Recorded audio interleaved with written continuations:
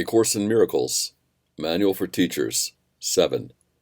Should healing be repeated? This question really answers itself. Healing cannot be repeated. If the patient is healed, what remains to heal him from? And if the healing is certain, as we have already said it is, what is there to repeat?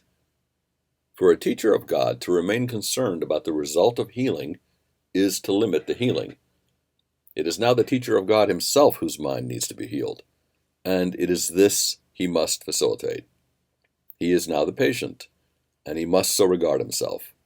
He has made a mistake, and must be willing to change his mind about it. He lacked the trust that makes for giving truly, and so he has not received the benefit of his gift. Whenever a teacher of God has tried to be a channel for healing, he has succeeded. Should he be tempted to doubt this, he should not repeat his previous effort. That was already maximal, because the Holy Spirit so accepted it and so used it. Now the teacher of God has only one course to follow. He must use his reason to tell himself that he has given the problem to one who cannot fail, and recognize that his own uncertainty is not love but fear, and therefore hate. His position has thus become untenable, for he is offering hate to one to whom he offered love. This is impossible. Having offered love, only love can be received.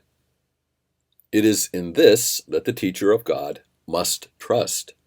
This is what is really meant by the statement that the one responsibility of the miracle worker is to accept the atonement for himself.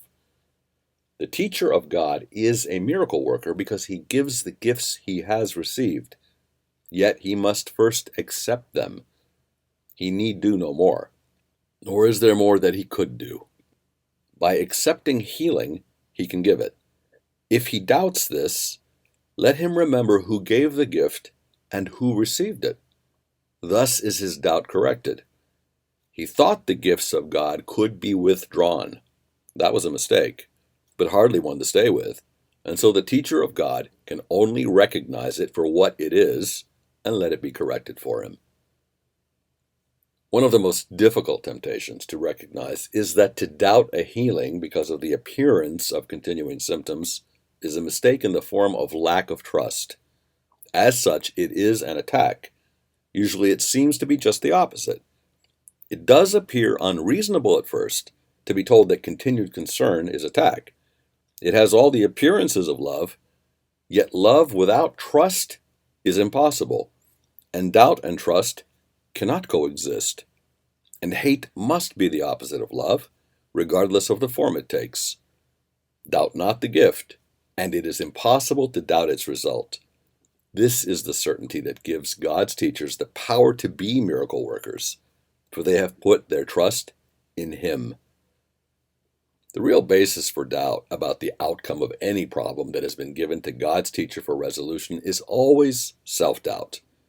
And that necessarily implies that trust has been placed in an illusory self, for only such a self can be doubted.